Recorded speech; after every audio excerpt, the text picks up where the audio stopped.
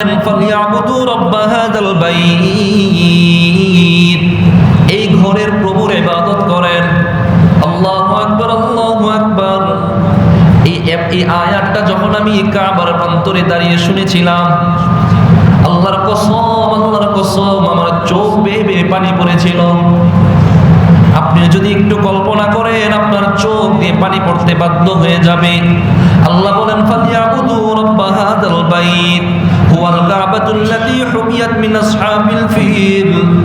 এই ঘরের প্রভুর ইবাদত করেন, যে ঘরকে আল্লাহ তাআলা আসহাবে ফিলের হাত থেকে রক্ষা করেছেন। কুরআনুল কারীমের সূরাতুন নামলের 91 নম্বর আয়াতে আল্লাহ তার হাবিব সাল্লাল্লাহু আলাইহি ওয়াসাল্লামকে বলেছিলেন, ইন্নামা উমিরতু আন আ'বুদা রাব্ব হাযিহিল বাইত। আল্লাহর নবী বলেন, আল্লাহ তাআলা আমাকে আদেশ করেছেন আন আ'বুদা রাব্ব হাযাল বাইত, এই ঘরের প্রভুর ইবাদত করার জন্য।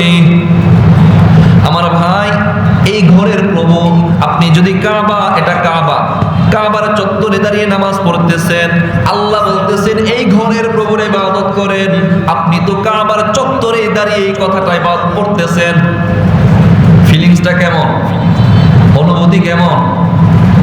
আপনি যে ঘর দেখতেছেন ওই ঘরে দাঁড়িয়ে এবং ওই ঘরের প্রান্তরে দাঁড়িয়ে আল্লাহর কথাটাই স্মরণ করতেছেন। আল্লাহ বলতেছেন এই ঘরের প্রভু, এই ঘর, এই ঘর, এই ঘর। তখন আপনি যদি চোখটা মেলে কাবার দিকে দেখেন, আল্লাহর কসম, আপনার দিলে যদি একটু মায়া থাকে, একটু ভালোবাসা থাকে, আপনার চোখ থেকে অবশ্যই পানি আসবে।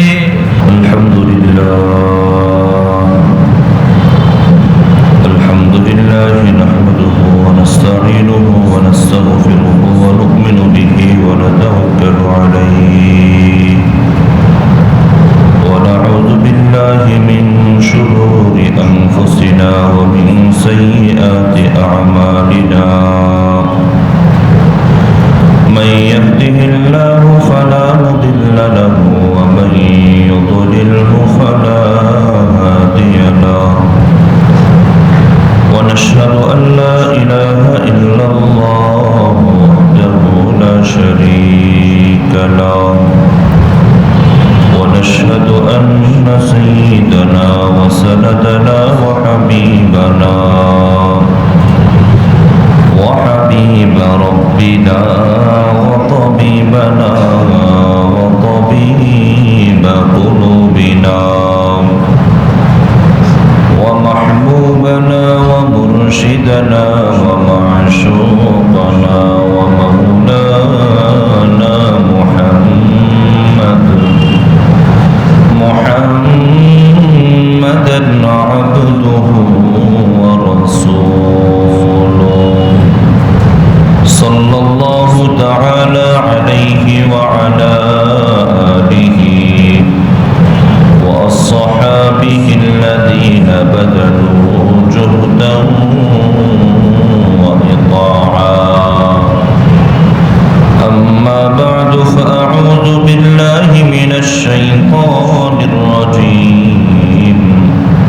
بسم الله الرحمن الرحيم. لإيلاف قريش إيلافهم رحلة الشتاء والصيف فليعبدوا رب هذا البيت الذي أطعمهم من جوع وآمنهم من خوف. صدق الله مولانا العظيم وصدق رسوله النبي الكريم ونحن على ذلك من الشاهدين والشاكرين والحمد لله رب العالمين. محبت الشتى দিল থেকে দুরূদ ইব্রাহিম পাঠ করি। اللهم صل على محمد وعلى آل محمد كما صليت على إبراهيم وعلى آل إبراهيم إنك حميد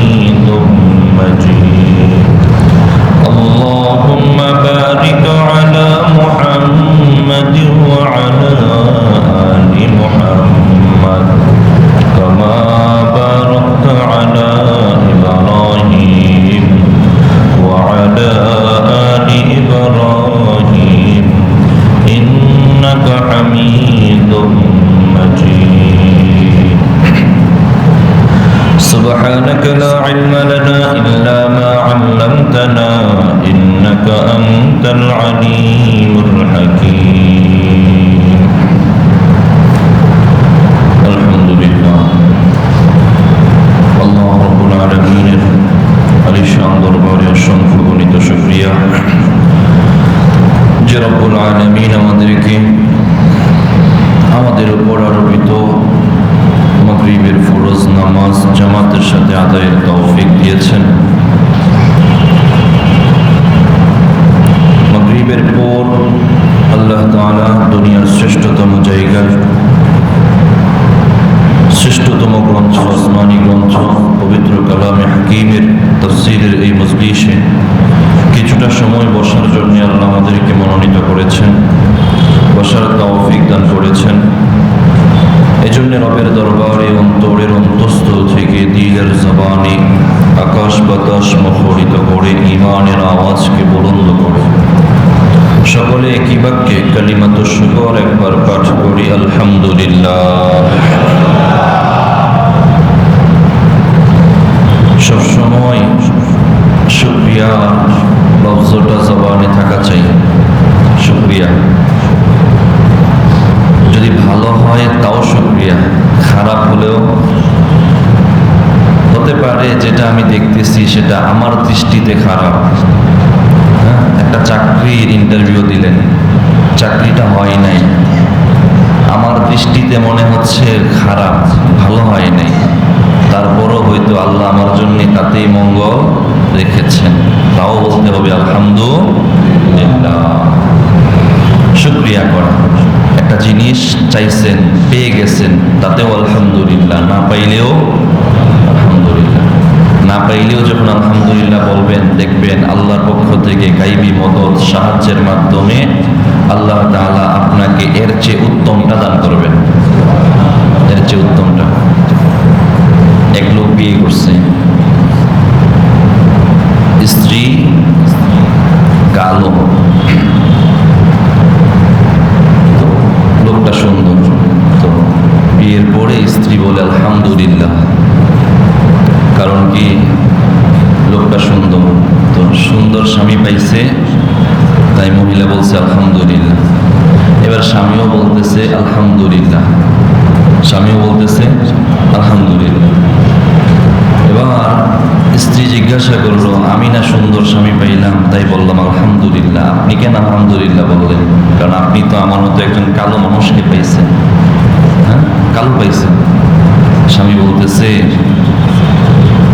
আমি আল্লাহ আমাকে সুন্দর বানিয়েছেন, তুমি পাইছো আলহামদুলিল্লাহ, আর তোমাকে পেয়ে আমি আলহামদুলিল্লাহর জন্য বলছি, কারণ আমার জন্য আল্লাহ তাআলা তোমাকে মনোনীত করেছেন, এই জন্য আমি বলেছি আলহামদুলিল্লাহ। আল্লাহর দেয়াতে আমি সন্তুষ্ট আছি, আল্লাহর দেয়াতে আমি সন্তুষ্ট আছি। এই জন্য সবসময় সুখে থাকি দুঃখে থাকি ভালো মন্দ সবসময় রবের শুকরিয়া করতে পারবো তো ইনশাআল্লাহ। কোনো একদিন শুকরিয়ার আলোচনা করা যাবে। আজকে তো আমরা তাফসীরের জন্য বসেছি। গত সপ্তাহে আমরা সূরাতুল মাউন কুরআনুল কারীমের 107 নম্বর সূরা শেষ করেছিলাম। শেষ করলেও কিছু কথা বাকি রয়ে গিয়েছিল, যেমন সূরাতুল মাউনের কিছু শিক্ষা। সূরাটা জেনেছিলাম, সূরার মাঝে আল্লাহ তাআলা যারা কিয়ামত দিবসকে অস্বীকার করে তাদের বদগুণ বর্ণনা করেছেন, খারাপ অভ্যাস বর্ণনা করেছেন, এবং যারা নামাজ পড়েও জাহান্নামে যাবে, নামাজ পড়েও জাহান্নামে, বেনামাজি না, নামাজ পড়েও 3টা বদ অভ্যাস গিয়েছিল যেগুলো থাকলে জাহান্নামই হবে। এই কথাগুলো গত সপ্তাহে অতিবাহিত হয়েছে।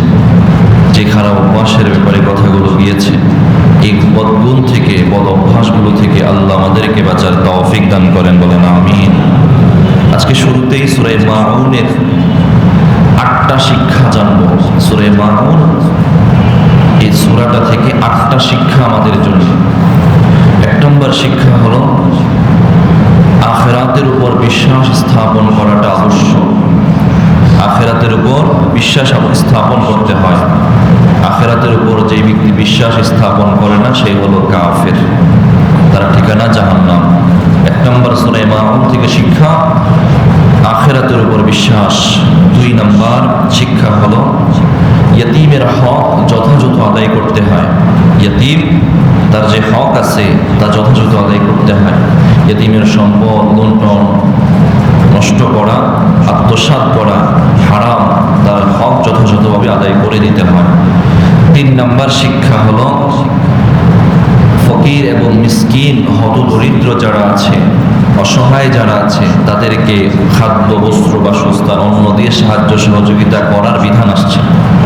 তাদেরকে সাহায্য করা এটা তাদের হক, তাদের হক, তাদেরকে আপনি দিবেন। আপনি আপনার সম্পদ থেকে দিচ্ছেন, কিন্তু তাদের হক আপনি তাদেরকে দিচ্ছেন, এমন না যে ইহসান করতেছেন। 3 নম্বর শিক্ষা হলো মিসকিনকে খাদ্য দেওয়া। 4 নম্বর শিক্ষা হলো নামাজ মনোযোগের সাথে আদায় করা, উদাসীনতার সাথে নয়, মনোযোগের সাথে নামাজ আদায় করা। 5 নম্বর শিক্ষা হলো সূরা মাউন আমাদেরকে শিক্ষা দিয়েছে কোনো ইবাদতের মাঝে রিয়া, লৌকিকতা, লোক দেখানো এটা চলবে না। রিয়া মানুষকে দেখানোর জন্য আমল হবে না, আমল হবে একমাত্র আল্লাহর জন্যে। আমল হবে কার জন্যে? একমাত্র আল্লাহর জন্যে। সূরা মাউনের 5 নম্বর শিক্ষা ছিল আমলের মাঝে রিয়া করা যাবে না। কেননা আমরা দেখেছি, কেননা আল্লাহ বলেন সূরা মাউনের 4-5 নম্বর আয়াতে আল্লাহ বলেছেন যে যারা নামাজ পড়বে লোক দেখানোর জন্য তাদের জন্য ধ্বংস, সুতরাং যারা আমল করবে লোক দেখানোর জন্য তাদের জন্যও ধ্বংস। সূরা মাউনের 6 নম্বর শিক্ষা হলো সূরা মাউন আমাদেরকে সামাজিকতা শিক্ষা দিয়েছে। সামাজিকতার শিক্ষা দিয়েছে যে সমাজে কোনো মানুষ যদি তোমার কাছে কিছু চায়, সামাজিকতা রক্ষার্থে তুমি সেটা দাও। তুচ্ছ বিষয় যদি দিতে তুমি কৃপণতা করো, কার্পণ্যতা করো, বখিলি করো, তাহলে তোমার জন্যও ধ্বংস। সূরা মাউন আমাদেরকে 6 নম্বর শিক্ষা দিয়েছে সামাজিকতা, আমরা কিভাবে এক এবং নেক হয়ে সামাজিকভাবে বসবাস করতে পারি সেই শিক্ষাটা আমাদেরকে দিয়েছে। সূরা মাউনের 7 নম্বর শিক্ষা হলো ইবাদত এবং মানব সেবা দুইটাই একসাথে করা জরুরি। শুধু আপনি মসজিদে ইবাদত করলেন, মানব সেবা আপনার দ্বারা হয় নাই বা হচ্ছে না, আপনি এটা বিরোধিতা করলেন, তাহলে আপনি ধ্বংস।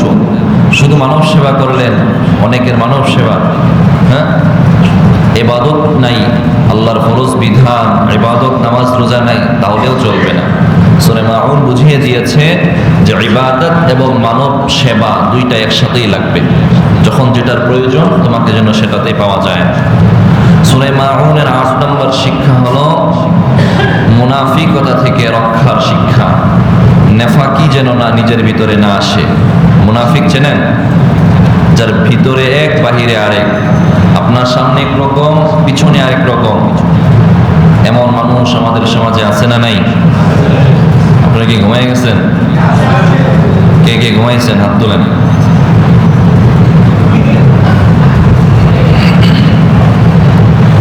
বলবেন হুজুর ঘুমাইলে কি আর হাত তোলা যায়? হ্যাঁ,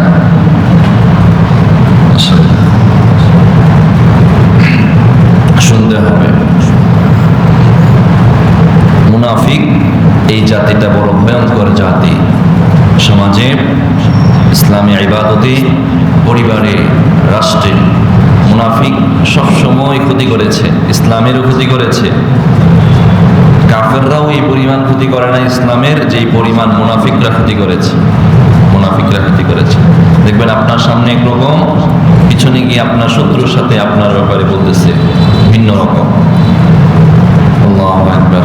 তো সূরা মাউন মুনাফিকদের থেকে রক্ষা, মুনাফিকতা থেকে রক্ষা, নেফাকি থেকে রক্ষার শিক্ষা দিয়েছে। এই হলো সূরা মাউনের 8টা শিক্ষা। যে শিক্ষাগুলো জানলাম আমরা যেন এগুলো নিজের ভিতরে অর্জন করতে পারি, আল্লাহ তৌফিক দান করেন, বলেন আমিন।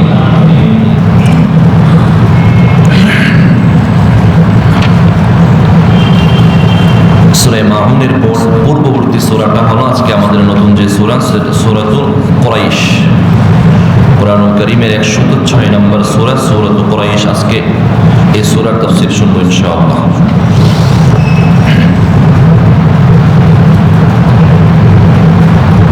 আমরা এই সূরাটা পারি না? আমরা সকলেই পারি। ছোট্ট একটা সূরা, আজকের এই সূরাটা অনেক দামি একটা সূরা। সূরার নাম সূরাতুল কুরাইশ। কার নামে নাম? কিছু কথা বলবেন, যেগুলো আপনারা জানেন সেগুলো তো বলবেন। আমি তো বিশ্বাস করি আপনারা অনেক কিছুই জানেন, তো জানেন যদি না বলেন কিছু মাঝে মাঝে, তাহলে বুঝবো কি করে? আর মাঝে মাঝে কিছু বললে তাহলে যিনি কথা বলেন তার কথার মাঝে স্পিড আসে।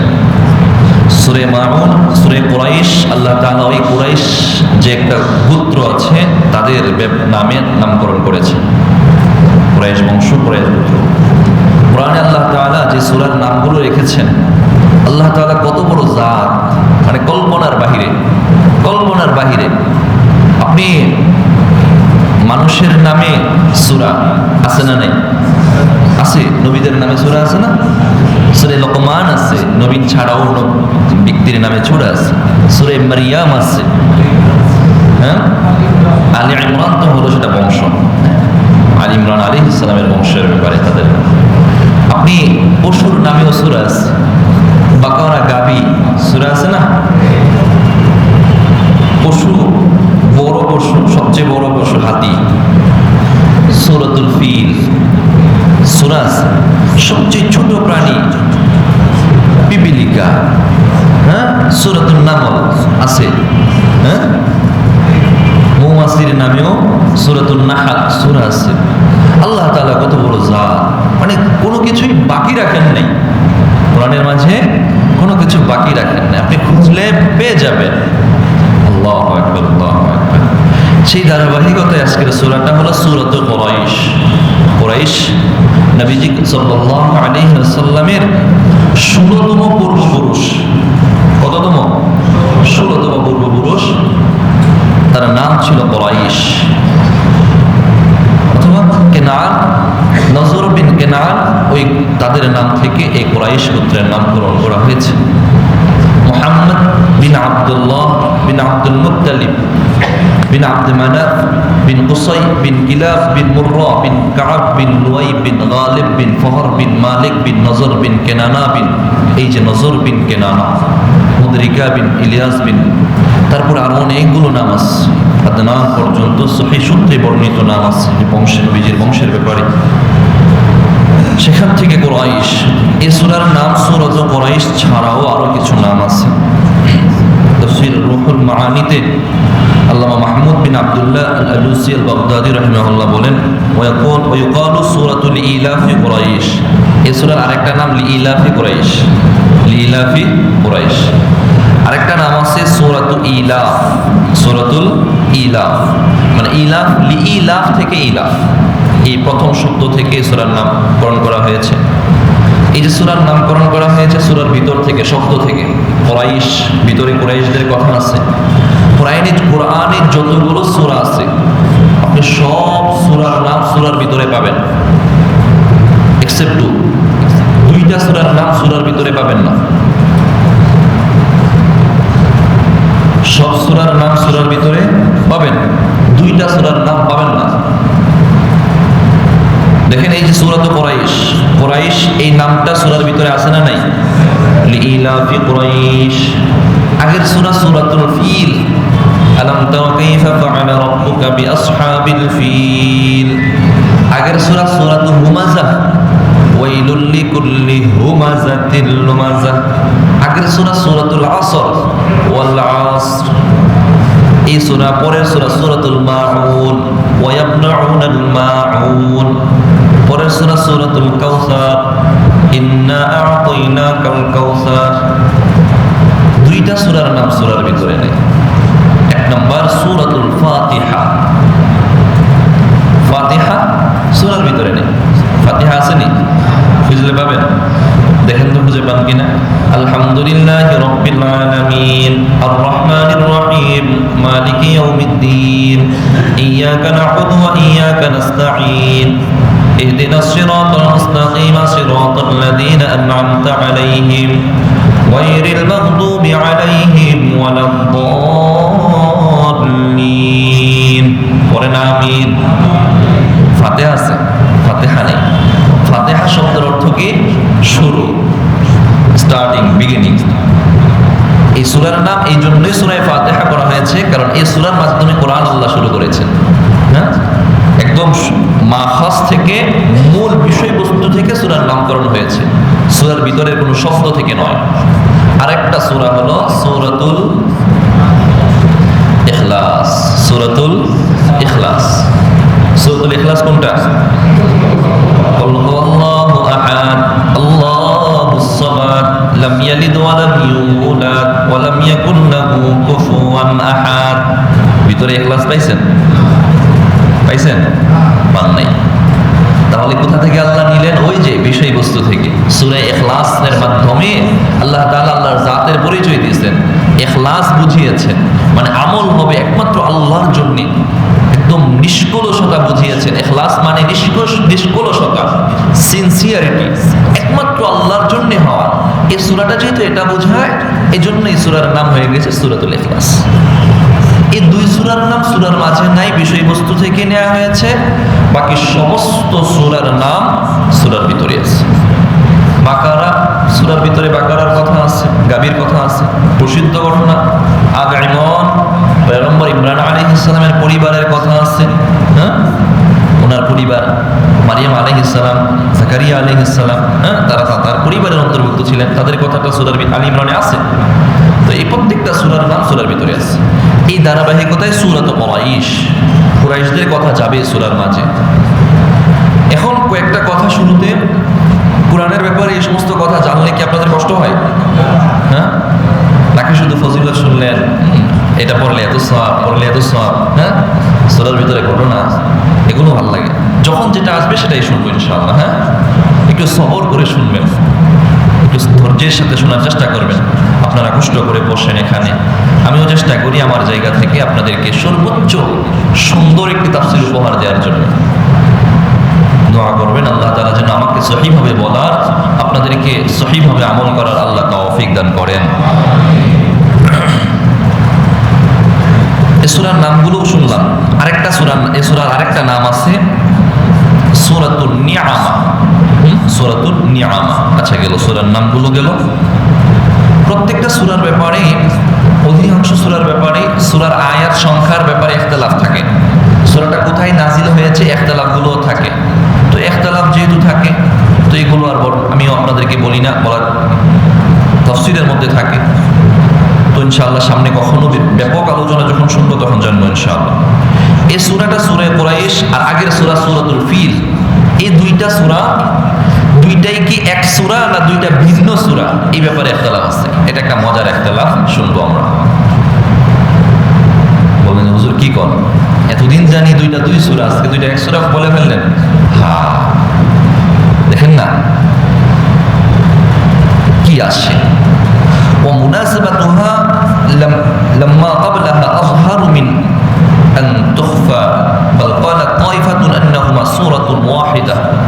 কেউ কেউ বলেন যে এই দুইটা সূরা এক সূরা, সূরাতুল ফিল আর সূরাতুল কুরাইশ একটা সূরা, দুই সূরা না।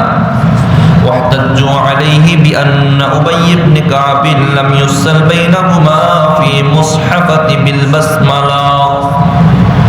কেন দুইটা সূরা এক সূরা?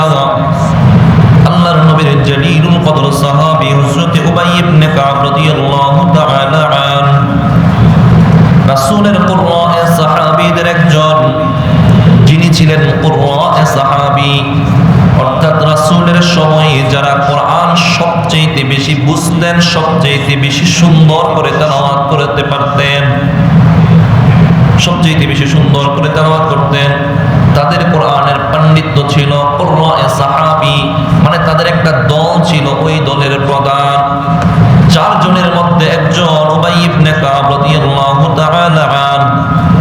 আমরা জানি রাসূলের সময়ে কোরআন লিপিবদ্ধ হয় নাই, হইছে? রাসূলের সময়ে কোরআন লিপিবদ্ধ হয় নাই। সাহাবায়ে কেরামের কাছে কোরআনের অংশ অংশ লিপিবদ্ধ ছিল, লেখা ছিল। কারো কাছে পূর্ণটাই ছিল, কারো কাছে পূর্ণটা না, আংশিক ছিল, কারো কাছে একটাই বারবার লিখিত ছিল, কারো কাছে ভিন্ন ভিন্ন জায়গা থেকে ভিন্ন ভিন্ন অংশ লেখা ছিল। রাসূলের পরে আবু বকর রাদিয়াল্লাহু তাআলা আনহু, তার জামানায় এরপরে যখন কোরআন লিপিবদ্ধ করা হয়,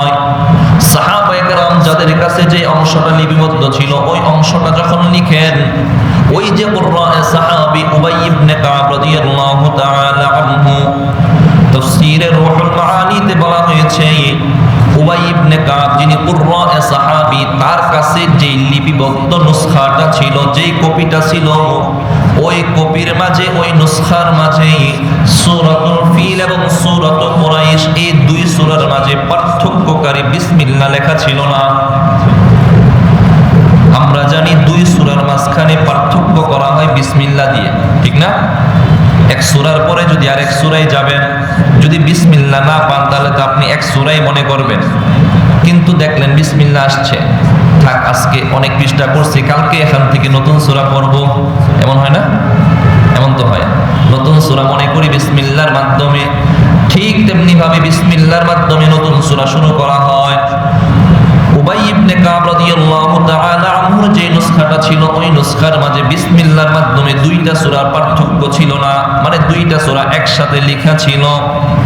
দলিল আরেকটা হলো বিমা রুবিয়া আমর ইবনে মাইমুন আল-আউদি রাদিয়াল্লাহু তাআলা আনহু, আল্লাহর নবীর আরেকজন সাহাবী আমর বিন মাইমুন রাদিয়াল্লাহু তাআলা আনহু বলেন, সাল্লাইতুল মাগরিবা খালফা উমর ইবনে খাত্তাব রাদিয়াল্লাহু তাআলা আনহু। আমর বিন মাইমুন রাদিয়াল্লাহু তাআলা আনহু বলেন, আমি আল্লাহর নবীর সাহাবী আমিরুল মুমিনিন উমর ইবনে খাত্তাব রাদিয়াল্লাহু তাআলা আনহুর পিছনে মাগরিবের নামাজ আদায় করলাম। ফাকরা ফির রাকাতিল উলা ওয়াত-তিন, উমর রাদিয়াল্লাহু তাআলা আনহু প্রথম রাকাতে সূরা ৩ তেলাওয়াত করলেন, ওয়াত-তিন ওয়াজ-যাইতুন এই সূরাটা তেলাওয়াত করলেন। ওয়া ফিস সানিয়াতি আলাম তারা ওয়া ইলাফি কুরাইশ, এবং দ্বিতীয় রাকাতে আলাম তারাও তেলাওয়াত করলেন এবং লিইলাফি কুরাইশ এইটাও তেলাওয়াত করলেন।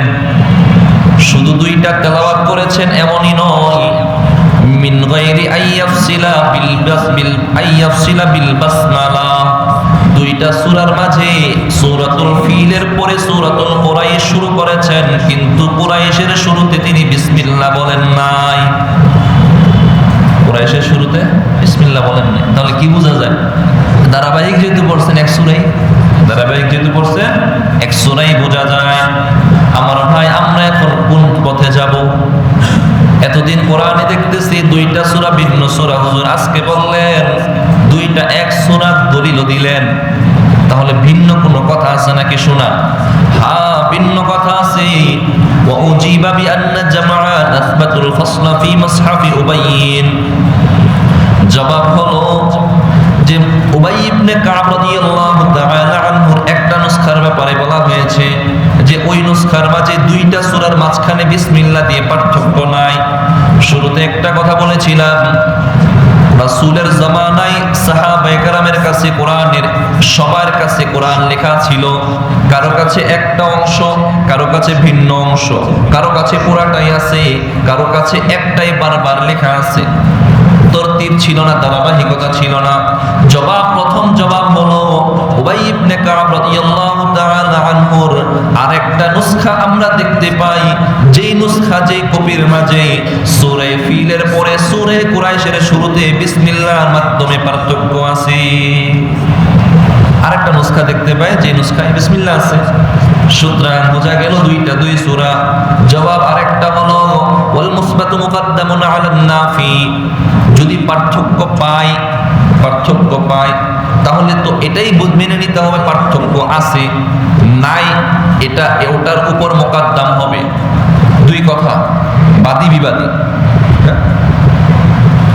যখন আপনার পক্ষে কোনো একটা দাবি করলেন যে এটা আমার, বিবাদী যদি না থাকে তাহলে এটা আপনার হয়েই যায়। বিবাদী থাকলে পরে আসে, পরের স্টেপ গিয়ে প্রমাণ দাও, সাক্ষী আনো, কসম করো, এগুলো আসে। তো এখন কথা হলো, এক নুসখায় যেহেতু পেয়ে গেছি দুইটা পার্থক্য আছে, সুতরাং পার্থক্য আছে এটাই ধরে নিতে হবে। এক নম্বর দলিল। দুই নম্বর, আমর বিন মাইমুন রাদিয়াল্লাহু তাআলা আনহু যে বলেছিলেন ওমর রাদিয়াল্লাহু তাআলা আনহু মাগরিবের নামাজের দ্বিতীয় রাকাতে এই দুইটা সূরা তেলাওয়াত করেছেন, মাঝে বিসমিল্লাহ বলেন নাই। তার দলিল কি? দলিল হলো বিআন্না খাবরা ইবনে মাইমুনিন আন্না সুল্লিমাত সিহহাতাহু মাহমুলুন লিআদামি সামাইহি, হতে পারে আমর বিন মাইমুন রাদিয়াল্লাহু আনহু তিনি যে নামাজ পড়েছেন, রাসূলের জামানায় তো এই মাইক্রোফোন বক্স ছিল না, হ্যাঁ, তেলাওয়াত করতেন, মুখ দিয়ে তেলাওয়াত করতেন, পিছনে যতটুকু শুনতেন। হতে পারে তিনি পিছনের দিক থেকে ছিলেন, তিনি যে বিসমিল্লাহ বলেছেন তিনি সেটা শুনেন নাই, তিনি সেটা জবাব, এটা জবাব। ইখতিলাফ এমনই হয়ে থাকে। ওয়ালা আল্লাহু করাআহা সিররান, অথবা এমন হতে পারে ওমর রাদিয়াল্লাহু আনহু বিসমিল্লাহ আস্তে পড়েছেন, বিসমিল্লাহ আস্তে পড়েছেন। খতমে তারাবিতে দেখেন না, সব সূরা জোরে জোরে পড়ে, বিসমিল্লাহ বিসমিল্লাহ জোরে পড়ে নাকি আস্তে পড়ে? একবার জোরে পড়ে সেটা ইখতিলাফ আছে বিসমিল্লাহকে কোরআনের অন্তর্ভুক্ত কিনা, হ্যাঁ, সেই কারণে। তো হতে পারে ওমর রাদিয়াল্লাহু আনহু দুই সূরার মাঝে বিসমিল্লাহ পড়েছেন, কিন্তু তিনি হয়তো শুনেন নাই, অথবা আস্তে পড়েছেন। আস্তে পড়লে তো কেউই শুনবে না, ব্যাস উত্তর শেষ। যাক, সর্বোপরি কথা হলো এই সূরা কুরাইশ এটা আলাদা একটা সূরা, পৃথক সূরা। এখন সূরা কুরাইশ, এই কুরাইশ আল্লাহর হাবিব সাল্লাল্লাহু আলাইহি ওয়াসাল্লাম ফরমান, কুরাইশ এবং আমাকে আল্লাহ তাআলা শ্রেষ্ঠত্ব দিয়েছেন। এই কুরাইশকে আল্লাহ তাআলা ফজিলত দান করেছেন, শ্রেষ্ঠত্ব দিয়েছেন বিসাবঈ খিসালিন, 7টা জিনিসের মাধ্যমে। উম্মে হানি রাদিয়াল্লাহু তাআলা আনহা থেকে হাদিস বর্ণিত, আমরা সে শুনবো সেটা, যে কুরাইশ এই যে সূরার নামকরণ করা হয়েছে, এই কুরাইশদেরকে আল্লাহ তাআলা শ্রেষ্ঠত্ব দিয়েছেন কয়েকটা জিনিসের মাধ্যমে। عن أم هانئ بنت أبي طالب رضي الله تعالى عنها أن رسول الله صلى الله عليه وسلم قال الله الحبيب صلى الله عليه وسلم فرمان فضل الله تعالى قريشا بسبع خصال আল্লাহ তাআলা কুরাইশদেরকে 7টা জিনিসের মাধ্যমে শ্রেষ্ঠত্ব দিয়েছেন। আমার ভাই, যেহেতু আজকে সূরাতুল কুরাইশ আমরা শুনবো, সূরা কুরাইশের তাফসীর শুনতে বসেছি, এজন্য এই যে কুরাইশ তারা কারা, তাদের পরিচয় কি, তাদের শ্রেষ্ঠত্বটা কি, তাদের আলোচনাটা আমরা জানবো। আল্লাহর নবী বলেন আল্লাহ তাআলা এই কুরাইশ জাতিকে 7টা জিনিসের মাধ্যমে 7 ভাবে শ্রেষ্ঠত্ব দিয়েছেন। লাম ইউতাহা আহাদুন ক্বাবলাহুম ওয়া লা ইউতাহা আহাদুন বা'দাহুম, এই 7 ধরনের শ্রেষ্ঠত্ব ইতিপূর্বেও কাউকে দেয়া হয় নাই, পরবর্তীতেও কাউকে দেয়া হবে না। এমন 7টা শ্রেষ্ঠত্ব আল্লাহ শুধু কুরাইশদেরকেই দিয়েছেন। 1 নাম্বার আন্নী ফীহিম ওয়া ফী লাফজি আন্নাবুওয়াতা ফীহিম, কুরাইশদেরকে, কুরাইশের 1 নম্বর শ্রেষ্ঠত্ব হলো আল্লাহ তাআলা কুরাইশ গোত্র থেকে আমি নবী মুহাম্মদুর রাসূলুল্লাহ সাল্লাল্লাহু আলাইহি ওয়াসাল্লামকে দান করেছেন। এটা তাদের প্রথম শ্রেষ্ঠত্ব। এই শ্রেষ্ঠত্ব আগে কেউ পায় নাই, পরবর্তীতেও কেউ পাবে না। নবী কুরাইশ বংশের, ঠিক না? আমরা বলি নবী কুরাইশ বংশের, এটা প্রথম তাদের শ্রেষ্ঠত্ব। এই শ্রেষ্ঠত্ব ইতিপূর্বেও কাউকে দেয়া হয় নাই, পরবর্তীতেও কাউকে দেয়া হবে না। কুরাইশদেরকে 2 নাম্বার যে শ্রেষ্ঠত্ব দেয়া হয়েছে ওয়াল খিলাফাতু ফীহিম, খেলাফতের দায়িত্ব কুরাইশ গোত্রের মাঝ থেকে দেয়া হয়েছে। এই গোত্র থেকে খলিফা হবে, ইসলামের খলিফা এই গোত্র থেকে হবে, এই শ্রেষ্ঠত্ব তাদেরকে দেয়া হয়েছে। ওয়াল হিজাবাতু ফীহিম, 3 নম্বর কুরাইশদেরকে যে শ্রেষ্ঠত্ব দেয়া হয়েছে, কাবার সংরক্ষণের যে চাবি আছে ওই চাবি সংরক্ষণের দায়িত্ব কুরাইশ গোত্র থেকে দেয়া হয়েছে। এই শ্রেষ্ঠত্ব শুধু কুরাইশ গোত্রই পেয়েছে, অন্য কেউ পায় নাই। 4 নম্বর ওয়াসিকায়াতু ফীহিম, হাজীদেরকে পানি পান করানোর যে দায়িত্ব, শ্রেষ্ঠত্ব, এই দায়িত্ব শুধু কুরাইশদেরকে দেয়া হয়েছে, অন্য কাউকে দেয়া হয় নাই। 5 নম্বর ওয়ানুসিরু আলাল ফীল, আল্লাহ তাআলা এই কুরাইশদেরকে আসহাবে ফিলের হাত থেকে, হস্তি বাহিনী থেকে রক্ষা করেছেন। আল্লাহ তাআলা গায়বী মদদে রক্ষা করেছেন। এই শ্রেষ্ঠত্ব শুধু কুরাইশদেরকে দেওয়া হয়েছে। কুরাইশদের 6 নম্বর শ্রেষ্ঠত্ব হলো ওয়া আবাদুল্লাহ তাআলা 7 সিনিন ওয়া ফি লাফজি 10 সিনিন লাম ইয়াবুদুহু সুবহানাহু আহাদুন গায়রুহুম। এই যে কুরাইশ জাতিকে আল্লাহ তাআলা আসহাবে ফিলের হস্তি বাহিনী থেকে রক্ষা করেছিলেন, তারপর কুরাইশ জাতি টানা 7 বছর, বর্ণনায় আছে 10 বছর তারা আল্লাহর ইবাদত করেছে। আল্লাহর ইবাদত ছাড়া আর কারো ইবাদত করে নাই, তারা আল্লাহর ইবাদত করছে। সূর্যের পূজা করত, লাত উজ্জা মানাতের ইবাদত করত। কিন্তু যখন আসহাবে ফিলের হাত থেকে আল্লাহ তাআলা এই কাবাকে রক্ষা করেছেন, তারপরে লাগাতার 10 বছর তারা আল্লাহর ইবাদত করেছিল, আল্লাহর ইবাদত করেছিল। এটা তাদের 6 নম্বর শ্রেষ্ঠত্ব। 7 নম্বর, ওয়া নাযালাত ফীহিম সূরাতুম মিনাল কুরআন লাম ইউযকার ফীহা আহাদুন গায়রুহুম লিইলাফি কুরাইশ। আল্লাহ তাআলা কুরাইশদের নামে এমন একটা সূরা নাযিল করেছেন যে সূরার ভিতরে তাদের আলোচনা ছাড়া অন্য কারো আলোচনা আল্লাহ প্রবেশ করান না। এটাও একটা শ্রেষ্ঠত্ব, তাদের নামে একটা সূরা দিয়েছেন, এই সূরার মাঝে অন্য কারো আলোচনা আর ঢোকান নাই। এই সূরার মাঝে আর কারো আলোচনা নাই, শুধু কুরাইশদেরই কথা আছে, শুধু কুরাইশদের কথা আছে। চলেন তাহলে সূরায় আল্লাহ কি বলেন শুনি। আরো কিছু কথা আছে, কিন্তু কথা বলতে গেলে আমরা সময়ের মধ্যে সূরা শেষ করতে পারবো না। একদিনের সূরা অন্যদিকে নিয়ে চলে গেলে এটার একটা কম্বিনেশন কম থাকে। তো শেষ চেষ্টা করবো যতটুকু মূল বিষয় বলে একদিনেরটা একদিনে শেষ করা। ছোট সূরা শেষ করতে হয়, আয়াত হলে আংশিক বলা যায়। আর অনেক কথা ছিল, কুরাইশ গোত্র কোথা থেকে উৎপত্তি হয়েছে, তাদের গোত্রগুলো কে কে, কুরাইশকে কেন কুরাইশ বলা হয়, হ্যাঁ, আল্লাহ তাআলা একটা নাম নির্বাচন করেছেন, এর পিছনে অনেক হিকমত আছে, অনেক হিকমত আছে। হ্যাঁ, একটা ছোট্ট কথা বলেই যাই, সেটা হলো তাফসীরের মধ্যে আছে কুরাইশ এটা বলা হয় ইসমুল লিদাব্বাতিন ফিল বাহর। পৃথিবীতে যত হিংস্র প্রাণী আছে সবচেয়ে বড় এবং হিংস্র প্রাণীগুলো বসবাস করে সমুদ্রে। স্থলে কত বড় প্রাণী পাইবেন, স্থলের প্রাণীর শতগুণ বড় প্রাণী সমুদ্রে আছে না নাই? আপনারা কি জিওগ্রাফি দেখেন না বা জানেন না? এখন আধুনিক মডার্ন যুগে এসেও যদি এগুলো অস্বীকার করতে হয়, হ্যাঁ, অতীত যুগে হইলে ভাবতাম যে হয়তো আমরা বাংলাদেশে থাকি, বড় সমুদ্র দেখি না, হ্যাঁ, জানি না, হয়তো বলি এমনটা। আবার হিংস্রতার দিক থেকেও সমুদ্রের একটা জাহাজ গিলে ফেলে, হ্যাঁ, হজম করে ফেলে, কিছু হয় না তাদের, এমন হিংস্র সমুদ্রের মাঝে আছে।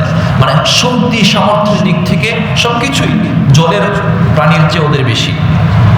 তো কুরাইশদেরকে কুরাইশ এই জন্য বলা হয়, কুরাইশ এটা কর্ষণ থেকে, কর্ষণ শব্দের অর্থ হলো সমুদ্রের এক ধরনের হিংস্র প্রাণী, যারা সাহসী, যারা একদম আক্রমণাত্মক, যে আকওয়া দাব্বা, আকওয়া শক্তিশালী প্রাণী। আর কুরাইশদেরকে এই জন্যই কুরাইশ বলা হয়, সমসাময়িক যত গোত্র আল্লাহ প্রেরণ করেছেন সবচেয়ে বেশি শক্তি সামর্থ্য আল্লাহ কুরাইশদেরকে দান করেছিলেন। কুরাইশদের শক্তি সামর্থ্য সব দিক থেকে বেশি, এই জন্য তাদের নাম হয়ে গেছে কুরাইশ। যেমন একজনের নাম হলো আসাদ, আসাদ মানে হলো সিংহ। সে যদি একটু শক্তি বেশি হয় তো মাশাআল্লাহ, তোমার নাম যেমন কাম তেমন। হ্যাঁ, বলি না শরীফ, শরীফ নামের অর্থ কি? ভদ্র, ভদ্র। হ্যাঁ, শরীফ, শরীফ শব্দের অর্থ হলো ভদ্র, ভদ্র। কেউ যদি ভদ্র হয় তো মাশাআল্লাহ, তোমার নামের সাথে কামের মিল আছে। আচ্ছা, যাক, গেল হলো সূরা কুরাইশের ব্যাপারে কথা। এখন এই সূরা 5টা আয়াতে আল্লাহ কি বলেন, চলেন 5টা আয়াতের সহজ সরল তরজমা আমরা শুনি। বিসমিল্লাহির রহমানির রহিম। পরম করুণাময় অসীম দয়ালু আল্লাহর নামে শুরু করছি। লিইলাফি কুরাইশ إيلافهم رحلة الشتاء والصيف فليعبدوا رب هذا البيت الذي أطعمهم من جوع وآمنهم من خوف. الله বলেন لإيلاف قريش, কুরাইশরা অভ্যস্ত কুরাইশরা। আবারও আল্লাহ এই কথাটাকে রিপিট করে বলেন, ইলাফিহিম রিহলাতাশ শিতাই ওয়াস সাইফ, তারা অভ্যস্ত কিসে? শীতকালে এবং গ্রীষ্মকালে সফর করতে তারা অভ্যস্ত। তরজমাটা শুনি, তারপরে তাফসীরে শুনবো। আল্লাহ বলেন কুরাইশেরা অভ্যস্ত, তারা শীতে এবং গ্রীষ্মকালে গরমে সফর করতে অভ্যস্ত। ফালইয়াবুদু রাব্বা হাযাল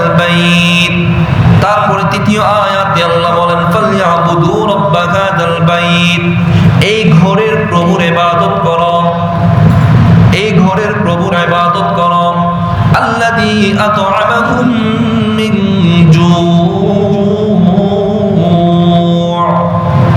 যিনি তাদেরকে ক্ষুধার সময় খাবার দেন, আল্লাযী আত'আমাহুম মিন জু', যিনি তাদেরকে কুরাইশদেরকে যিনি তাদেরকে ক্ষুধার সময় খাবার দিয়ে থাকেন, ওয়া আমানাহুম মিন খাউফ, এবং ভয়ের সময় যিনি নিরাপত্তা দিয়ে থাকেন। যেই আল্লাহ ক্ষুধার সময় খাবার দেন, যেই আল্লাহ ভয়ের সময় নিরাপত্তা দেন, ওই আল্লাহ ওই প্রভুর ঘরের ইবাদত করো, অর্থাৎ আল্লাহর ইবাদত করো, আল্লাহর ইবাদত করো। আল্লাহ বুঝাইতে চাইলেন কুরাইশরা দুইটা সময় সফর করে, গ্রীষ্মকাল এবং শীতকাল। আমার ভাই, গ্রীষ্মকালে গরম থাকে না শীত থাকে? এটাও জানেন না? গ্রীষ্মকালে গরম থাকে আর শীতকালে শীত।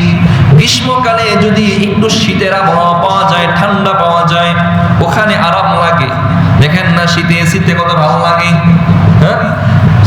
গ্রীষ্মকালে গরম থাকে মক্কায়, কিন্তু পৃথিবীতে সিরিয়া নামক একটা জায়গা আছে, ওই গ্রীষ্মকালে সিরিয়াতে ঠান্ডা পড়ে, গ্রীষ্মকালেও ঠান্ডা পাওয়া যায়।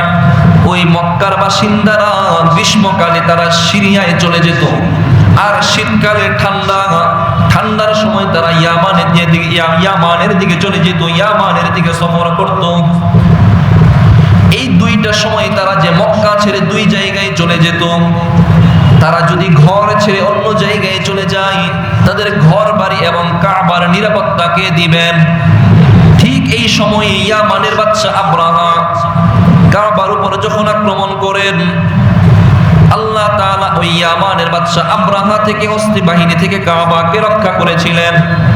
তারা যে এই শীতকালে সফর করেছে, গ্রীষ্মকালে সফর করেছে, আবরাহা এসে আক্রমণ করেছে, আল্লাহ তাআলা সূরা ফিলের মধ্যে সেটা রক্ষা করেছেন। এই জন্য আরেকটা দলিল, দুই সূরার বিষয়বস্তু এক, কথাবার্তাগুলো এক, এই জন্য অনেকেই বলেন দুইটা এক সূরা কিনা। আমার ভাই, এই দুইটা সময় তারা মক্কার বাসিন্দারা দুইটা জায়গায় সফর করত।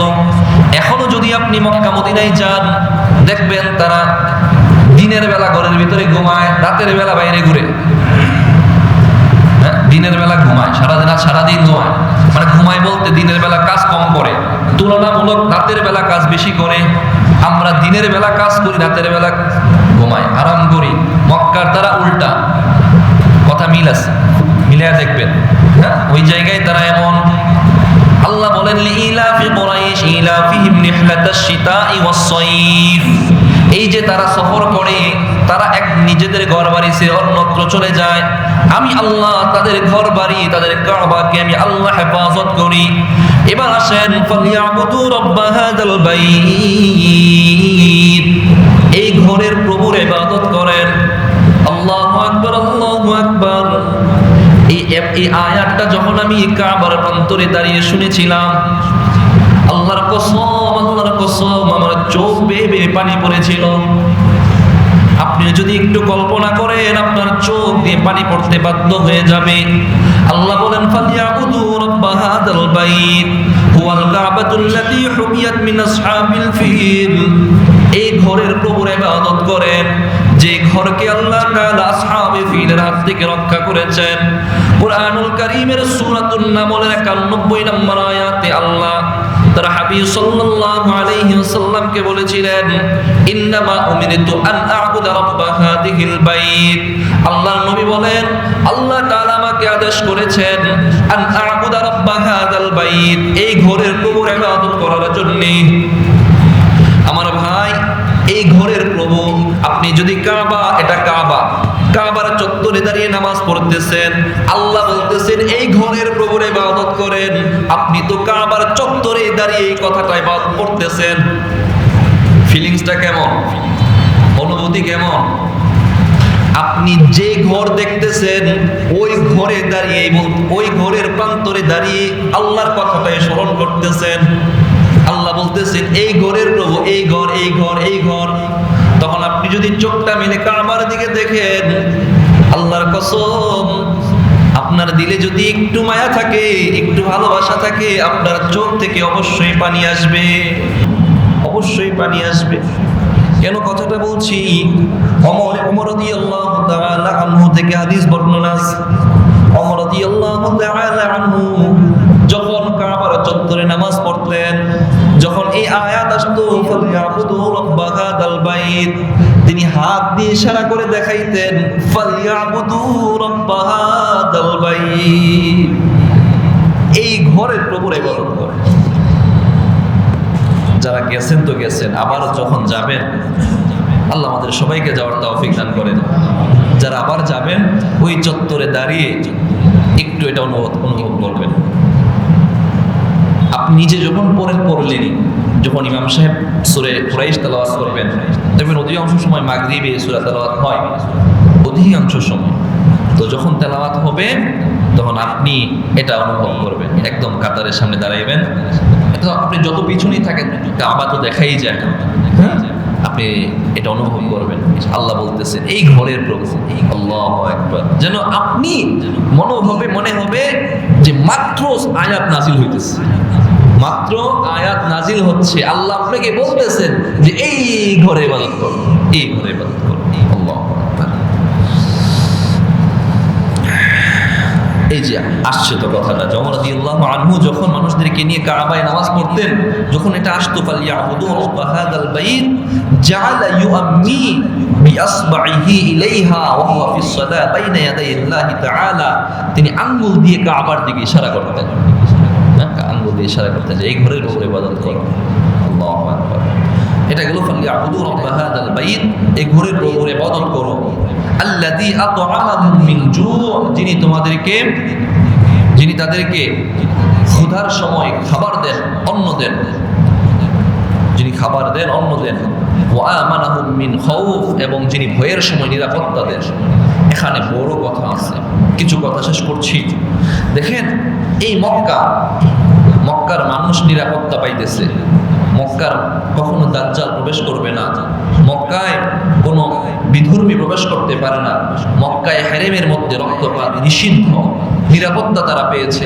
খাবার তার তো কোনো সীমাই নাই, পৃথিবীর সমস্ত মানুষ যে খাবার যারা পায় সেই খাবার আপনি মক্কায় পাবেন, মক্কা মদিনায় আপনি পাবেন।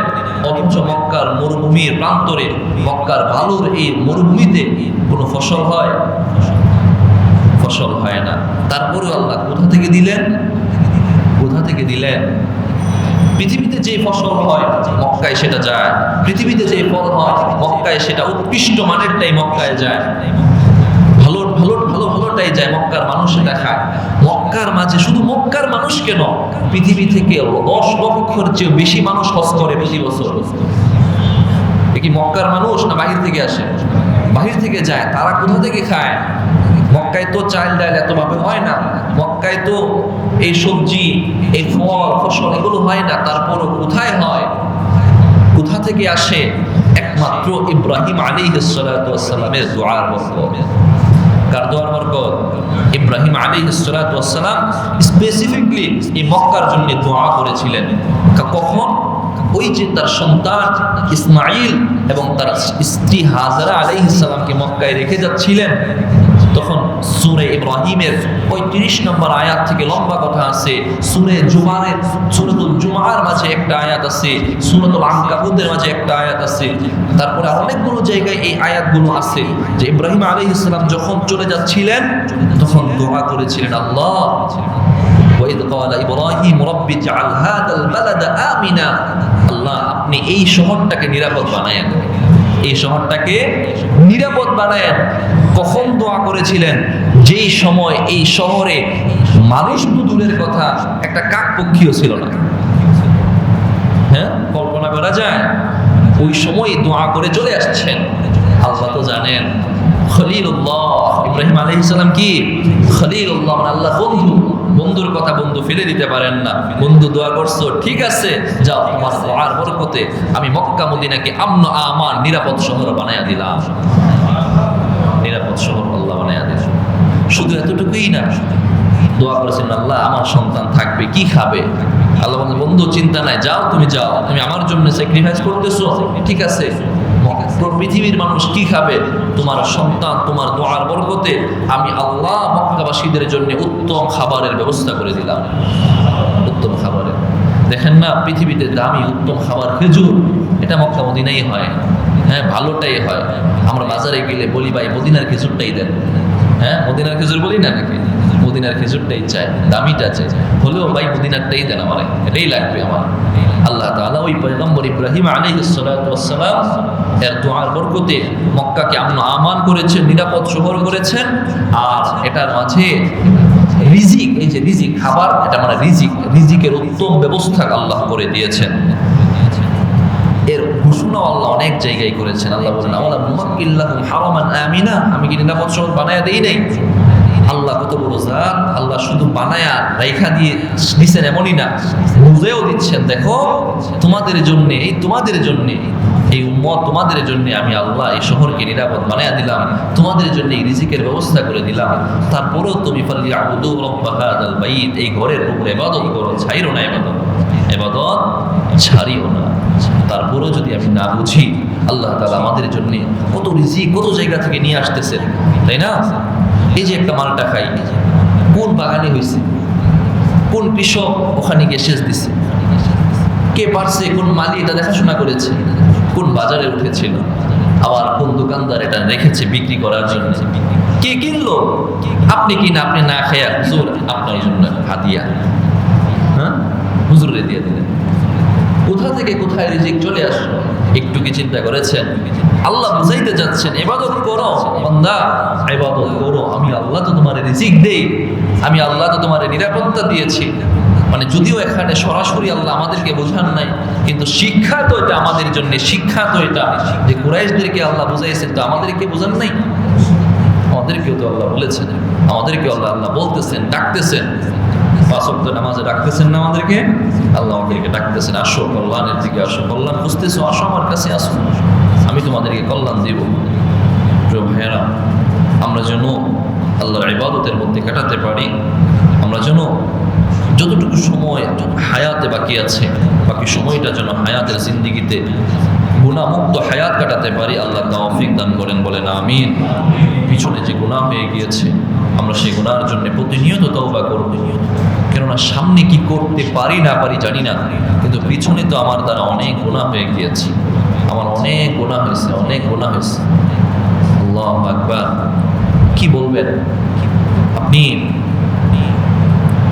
যদি পিছনে তাকান, দেখবেন আপনার সব কিছুই হিসাব লাগামহীন, হিসাবহীন কত গুনাহ হয়েছে, যেগুলো কোনোদিন হিসাব করাই হয় না, কোনোদিন হিসাব করি নাই, আমরা কোনোদিন হিসাব করি নাই, প্রতিদিন গুনাহ হচ্ছে, হিসাব করি নাই। এইভাবে যদি দেখেন কত গুনাহ হয়েছে, আজকে যদি ডাক চলে আসে, কত মানুষ এখন স্ট্রোক করে চলে যাচ্ছে, তো আমি আল্লাহর দরবারে কি নিয়ে হাজিরা দেব, কি নিয়ে হাজিরা দেব? আল্লাহ যেন আমাদেরকে মাফ করে দেন। একটু সংক্ষিপ্ত দোয়া হোক। অনেকেই দোয়া চাচ্ছেন, অনেকের আকাঙ্ক্ষা যে হুজুর তাফসীরের পরে যদি একটু দোয়া করেন, বাসা বাড়িতে থেকে অনেকে দোয়ায় শরীক হতে চায়।